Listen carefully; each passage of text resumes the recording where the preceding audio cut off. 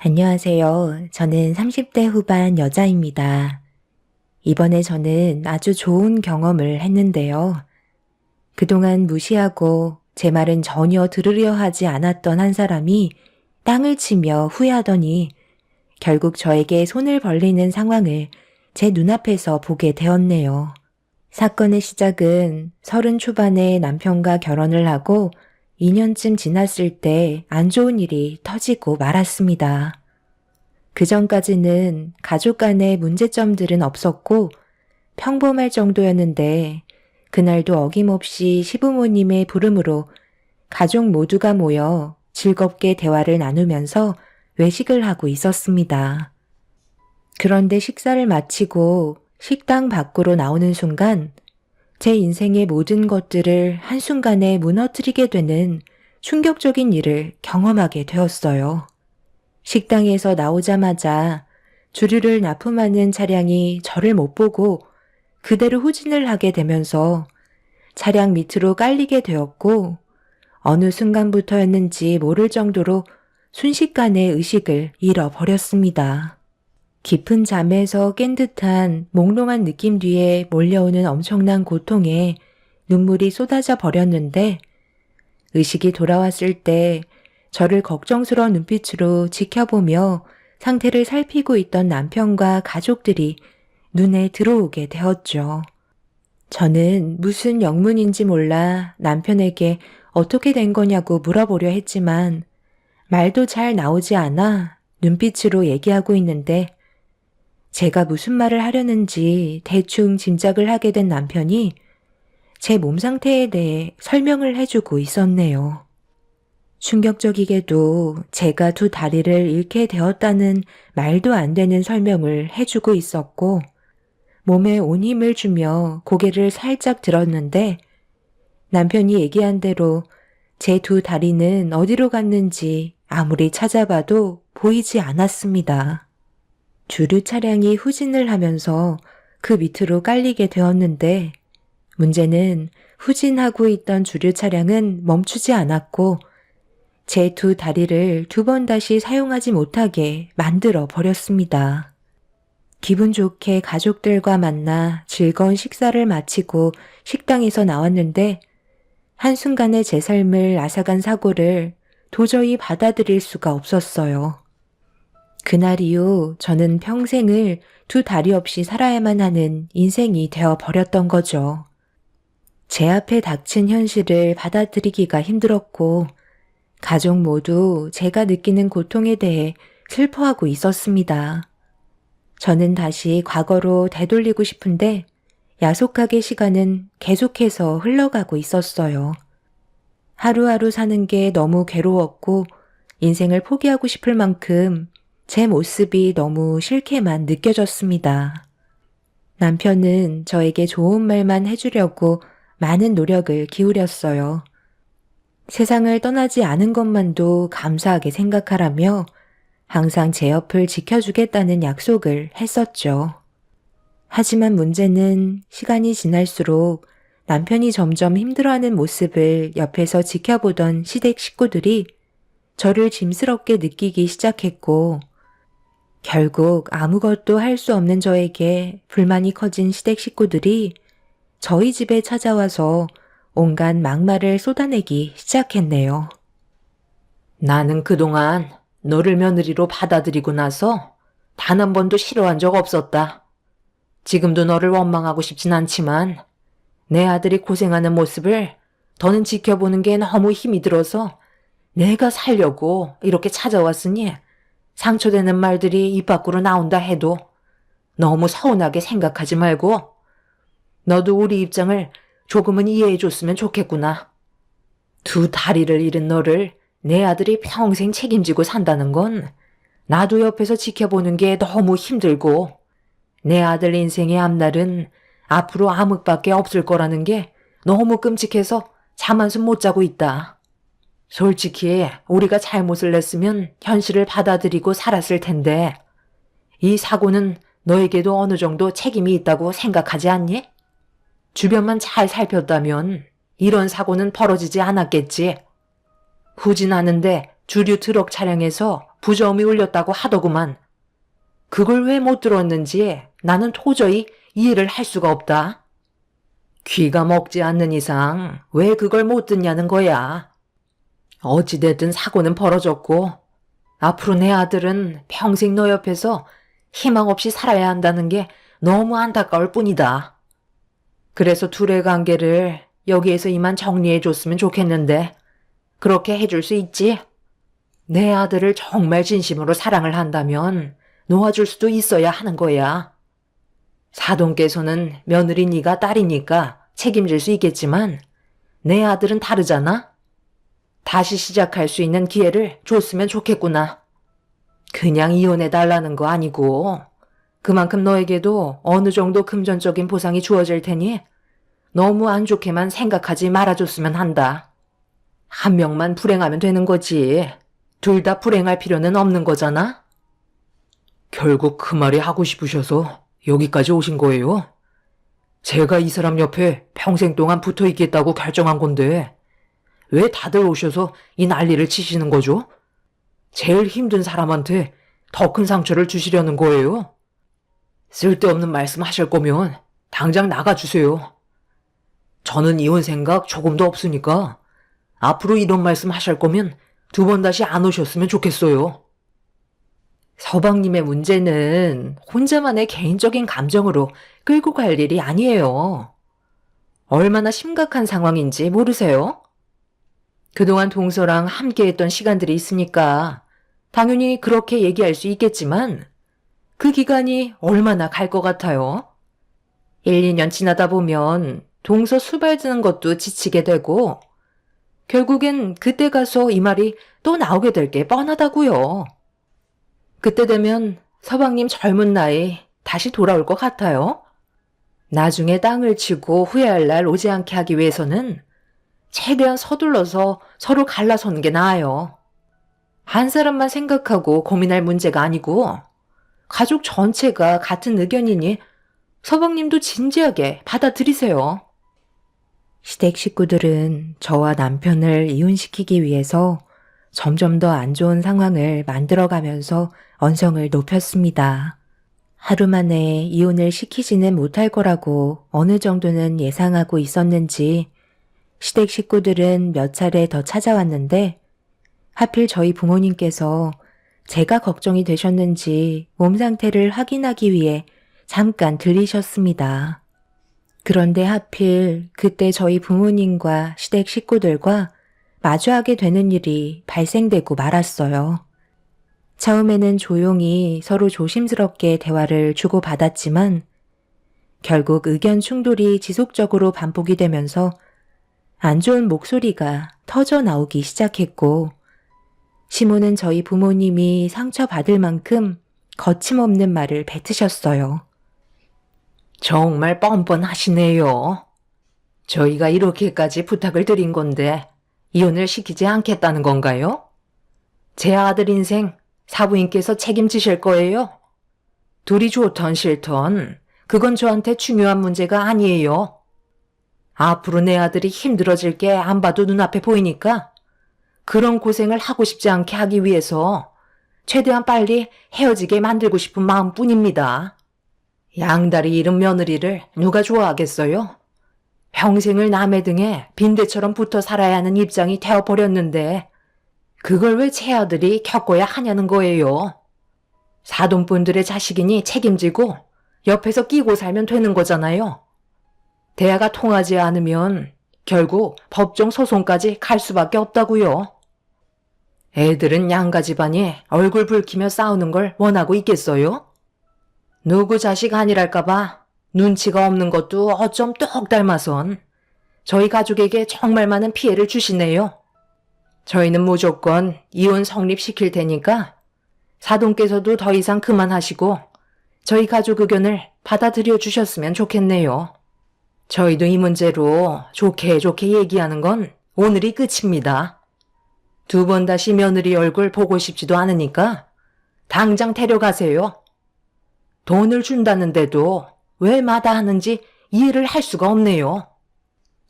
애들 문제를 왜 저희들이 나서서 이래라 저래라 해야 되는 겁니까? 둘은 헤어질 생각이 조금도 없다는 거 알면서 꼭 이렇게까지 상처를 줘야만 속이 후련하시겠어요? 부부라는 게 뭐예요? 평생을 함께하기 위한 약속을 한 거고 힘든 일들을 헤쳐나가는 게 부부인 겁니다. 무조건 잘 되고 잘 살기 위해 부부의 연을 맺는 게 아니라는 거예요. 서로가 아직까지 진심으로 사랑을 하고 있는데 그걸 왜 사돈분들께서 가로막으려 하시는지 정말 이해할 수가 없네요. 저희는 할 말 없으니까 먼저 일어나 보도록 하겠습니다. 애들도 많이 피곤해 보이는데 같이 일어나시죠. 저희가 먼저 돌아가면 제 딸에게 상처되는 말들 쏟아내실 게 뻔하지 않겠어요? 저희는 충분히 대화를 주고받았고 애들도 이해 못하는 상황은 아니니 둘이서 결정할 때까지 지켜보도록 하시죠.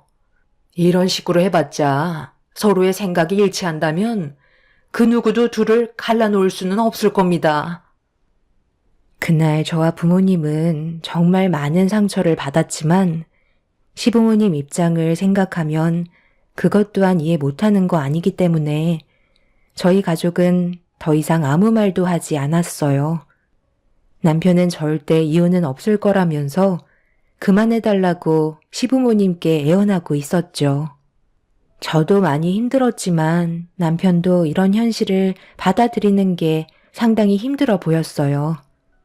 절대 이혼만큼은 하지 않겠다는 말을 했지만 날이 갈수록 힘들어지는 모습을 지켜봐왔기 때문에 남편의 진심을 솔직하게 듣고 싶었습니다. 그래서 저희 양가 부모님이 각자의 집으로 돌아가신 뒤 저는 남편에게 진지하게 앞으로 어떻게 할 건지 물어봤어요. 뭘 어떻게 해? 지금 이대로 쭉 살면 되는 거지. 나는 당신의 몸에 문제가 생겼다고 해서 마음의 변화가 조금도 없으니까 걱정하지 마. 나는 오히려 부모님께서 저렇게까지 심각하게 나오시는 게 더 이해할 수가 없어. 내가 당신과 결혼을 했을 때는 당연히 어떠한 문제들이 생기더라도 모든 걸 감수하고 그 책임을 오로지 내가 안고 가겠다는 것도 포함이 되어 있는 건데 무작정 내 말을 무시하고 부모님 의견만 내세우시면서 일방적으로 밀어붙이는 이런 모습들이 오히려 더 실망스러운 모습을 보여주시는 것 같아. 어찌됐든 지금은 일이 벌어졌고 되돌릴 수 없기 때문에 나는 현실을 받아들이고 앞으로 어떻게 하면 당신과 좀 더 행복하게 살아갈 수 있을지 그런 것들을 고민하고 있는 중이야. 해외에서도 이런 사례 많이 있잖아. 그럴 때마다 이혼했어. 오히려 그런 일들을 계기로 부부 사이가 더 가까워졌고 하는 일들 모든 게 잘 된 적이 훨씬 더 많았다고.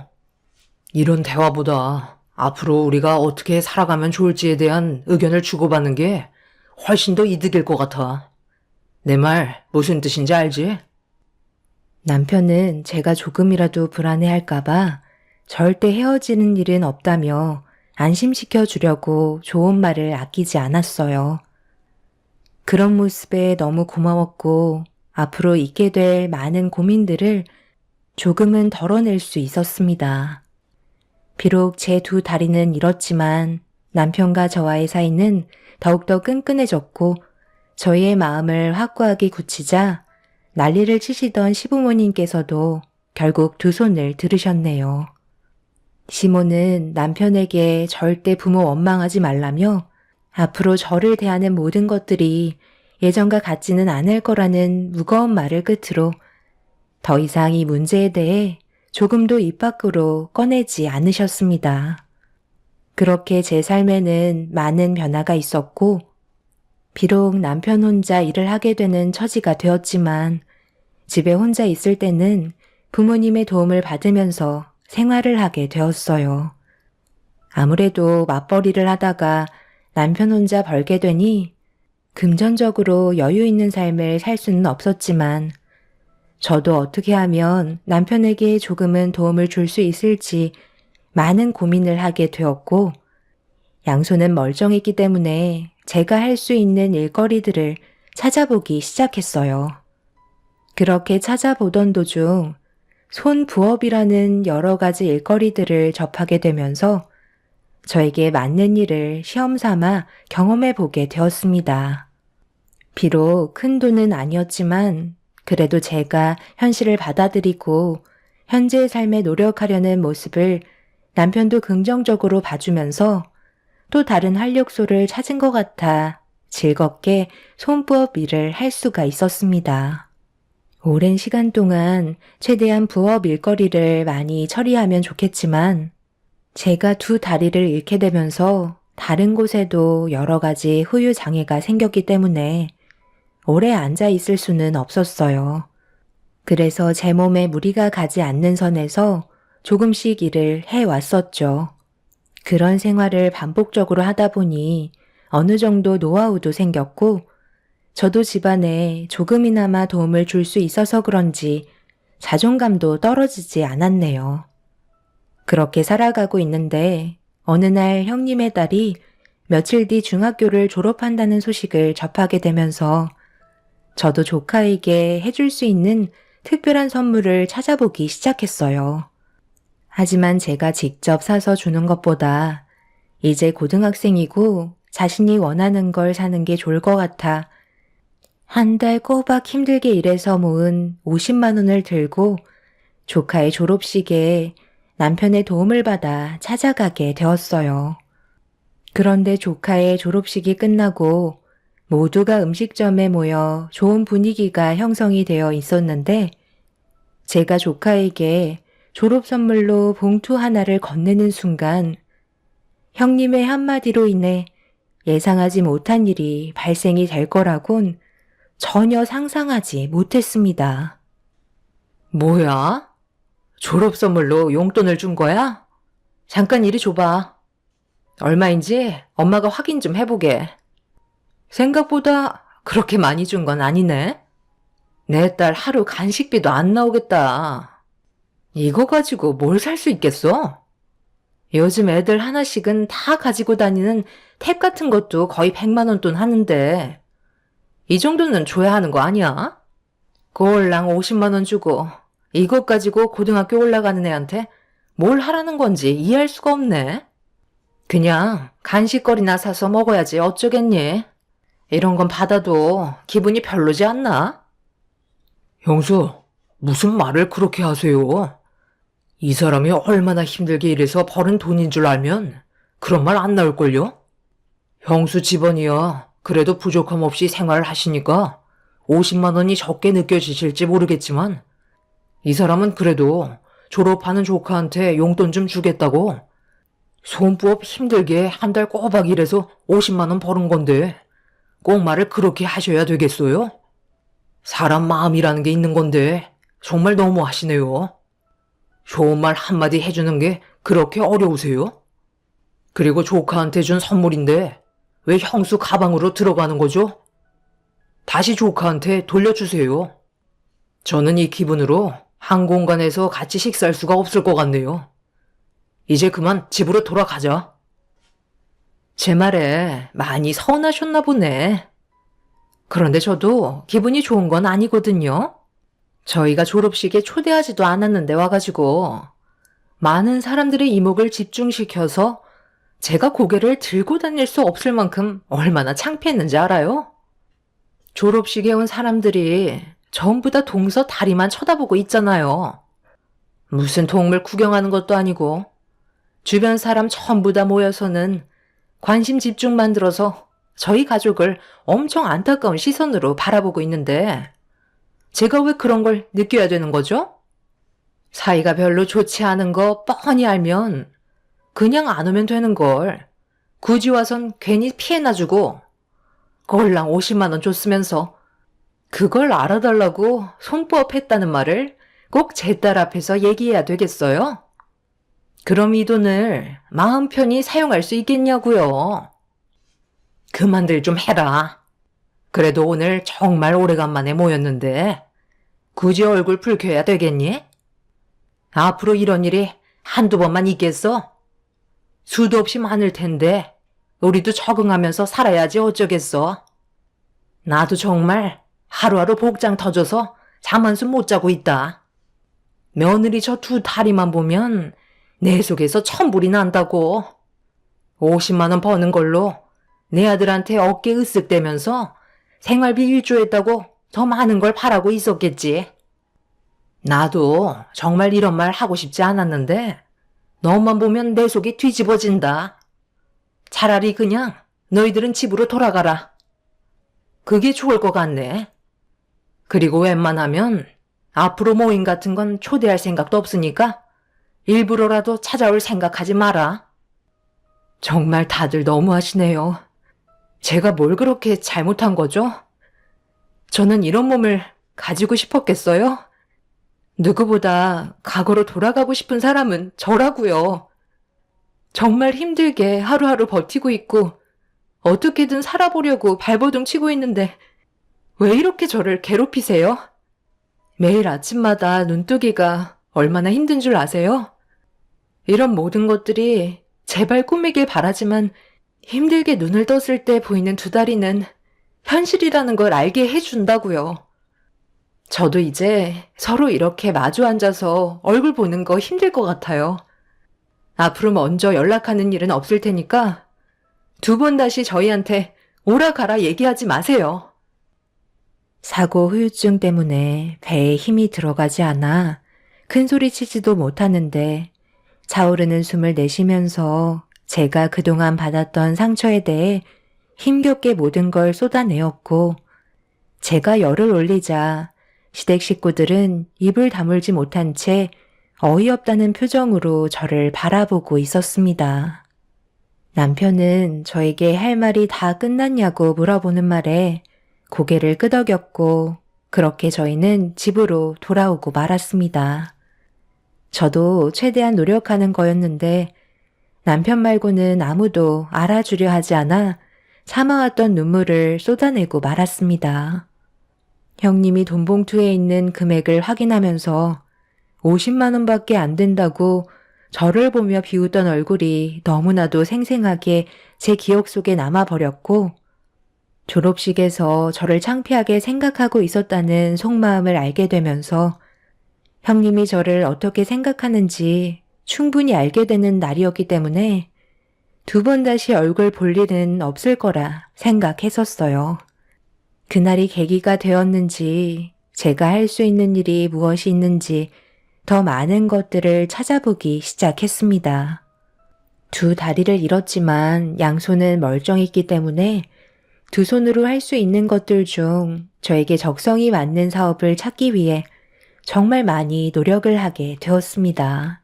손으로 할 수 있는 사업은 정말 많이 있더라고요. 저 대신 두 다리 역할만 해줄 수 있는 직원들만 뽑으면 되는 거였습니다. 남편은 제가 계획한 사업에 대해 발전 가능성이 있다고 생각했는지 적극적으로 도와주었고 부모님 또한 저에게 또 다른 목표가 생겼다는 걸 알곤 많은 것들을 지원해 주셨어요. 그 결과 제가 운영하던 사업은 조금씩 자리를 잡아 나가면서 안정적인 수익을 창출할 수 있었습니다. 제가 사업에 성공하기까지 걸린 시간은 2년 정도였고 그 기간 동안 시부모님과 형님 내외는 저희 부부에게 단 한 번도 연락을 하거나 찾아온 적이 없었어요. 인연을 끊었다고 생각할 수밖에 없었죠. 비록 두 다리가 없지만 제가 할 수 있는 일을 찾았다는 거에 감사했고 저희의 삶은 더욱더 밝아지고 있었네요. 그렇게 남편과 함께 행복하게 살아가던 어느 날 또 다른 사업을 시작하기 위해 변리사를 찾아갔는데 상담을 받고 건물에서 나오던 도중에 저희 앞에 시부모님과 형님 내외를 마주하게 되었고 저와 남편을 본 시댁 식구들은 한층 밝아진 저희 부부의 얼굴을 보면서 이리저리 살피고 있었습니다. 서로 얼굴만 바라볼 뿐 침묵을 유지하고 있는데 변리사님이 건물에서 나오더니 제 직위를 불렀고 변리사의 말을 들은 시댁 식구들은 깜짝 놀라더니 갑자기 폭풍 질문을 하기 시작했어요. 어머님, 방금 저분이 동서한테 대표님이라고 하지 않았어요? 그동안 안 보는 사이에 뭔 짓을 했길래 동서가 대표님인 거야? 그러게. 나도 똑똑히 들었는데.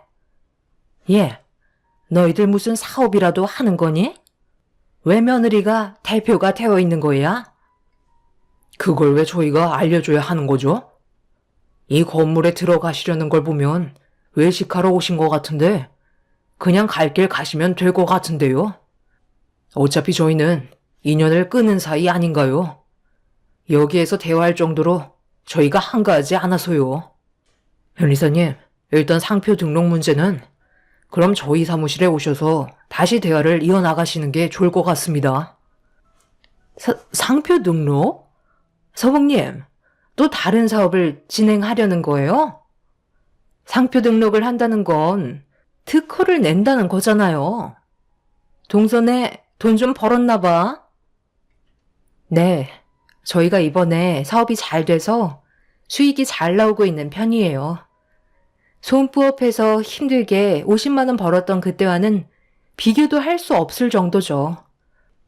갑자기 돈을 벌기 시작한다니까 관심이 생기기 시작하셨나 봐요. 그런데 이거 어쩌죠? 저희는 아무것도 알려드릴 수 없는데요. 형님이 그때 저를 얼마나 무시하셨어요? 제가 그날을 조금도 잊지 않았거든요. 우리가 오죽 속상했으면 그랬겠어. 동서가 힘들게 손부업해서 벌은 돈이 50만 원밖에 안 된다는 게 안타까워서 그런 거지. 동서네 저녁 안 먹었으면 오래간만에 얼굴 봤는데 함께 대화 좀 나누면 좋을 것 같은데. 시간 좀 내주면 안 될까? 딱 봐도 오늘 일정은 끝났을 것 같은데? 가족이라는 게 뭐야? 서로 힘들 때 도와주기도 하고 받기도 하는 거지. 가족은 원래 그런 거야. 그래, 아무리 인연 끊었다고 해도 한 번 맺은 인연 쉽게 끊어낼 수 있겠니? 내가 안 그래도 너희들한테 전화 한 통 하려 했었다. 최소한 소식은 접하면서 살아야 하지 않겠어? 이번에 큰애가 운영하고 있는 사업이 경제의 영향을 많이 받아서 주머니 사정이 꽤 힘들어졌거든. 그런데 우리가 너희들한테 도움을 줄 수 있는 그런 일들이면 서로 이득을 볼 수 있는 거니 얼마나 좋아? 혼자만 잘 되는 것보다 가족들 모두가 서로 잘 되는 게 좋은 거 아니야? 그러지 말고 우리가 이렇게 만난 것도 쉽지 않은데 잠깐만이라도 대화할 시간을 가지는 게 좋을 것 같다. 이번 계기로 우리의 관계가 다시 좋아진다면 이것보다 좋은 게 어디 있겠니? 죄송하지만 저는 이미 많은 상처를 받았기 때문에 원하시는 대로 더 이상 끌려다니지는 않을 것 같아요. 저희가 뭐가 아쉬워서 도움을 드려야 하는 거죠? 저희한테는 지금 흘러가는 시간들이 전부 다 돈이거든요. 당신도 할 말 없으면 그만 돌아갈까? 형님과 시모는 갑자기 제 휠체어를 붙잡고 저희 부부가 무슨 일을 하는지 궁금하다며 정보를 캐내길 원하고 있었어요. 하지만 절대 알려주지 않았고 속을 태웠습니다. 형님은 개거품을 물며 저에게 뭐라도 얻어가고 싶어 하려는 속셈을 보였지만 저희 부부는 단호하게 거절을 하면서 뒤돌아 버렸네요. 제가 운영하는 사업은 손부업을 하면서 알게 된 사업인데 미싱 사업입니다.